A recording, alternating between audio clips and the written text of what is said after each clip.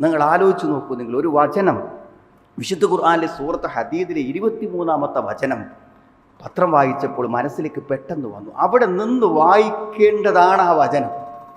അതായത് 10 മിനിറ്റ് ട്രാഫിക്കിൽ കുടുങ്ങിയിട്ട് എയർപോർട്ടിൽ വൈകി എത്തിയിട്ട് ഇമിഗ്രേഷൻ ഉദ്യോഗസ്ഥന്മാരോട് യാചിച്ച് നോക്കി, എന്നെ ഒന്ന് കയറ്റിക്കൊണ്ടുപോകുമെന്ന്.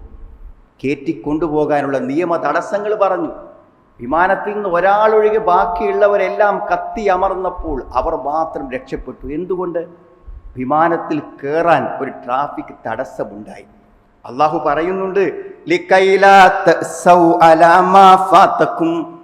നഷ്ടപ്പെട്ട ഒരു കാര്യത്തിൽ നിങ്ങൾ ദുഃഖിക്കരുത്. പോയല്ലോ അല്ലേ, എത്ര വിഷമമുണ്ടാവുക വിമാനം യാത്ര പോകും. അതും വിദേശ നാട്ടിലേക്കുള്ള 10 മണിക്കൂർ, എത്ര കാലത്ത് ഒരുക്കമാണ്.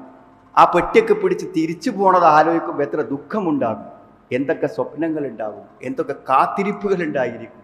പക്ഷെ നഷ്ടപ്പെട്ടതിലൊന്നിലും നിങ്ങൾ ദുഃഖിക്കരുത് എന്നാണ്.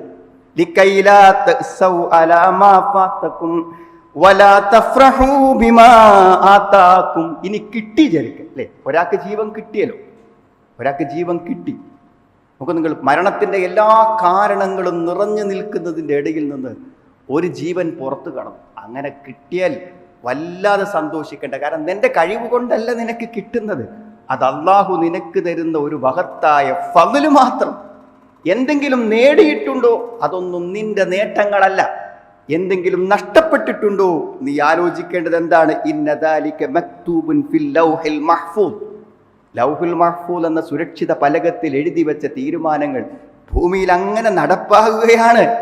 ലാ ബുദ്ദ മിൻ നുഫൂദിഹി വ വുഖൂഇഹി. അതൊന്നും നടപ്പിലാകാതെ പോകില്ല, അതൊന്നും സംഭവിക്കാതെ പോകില്ല.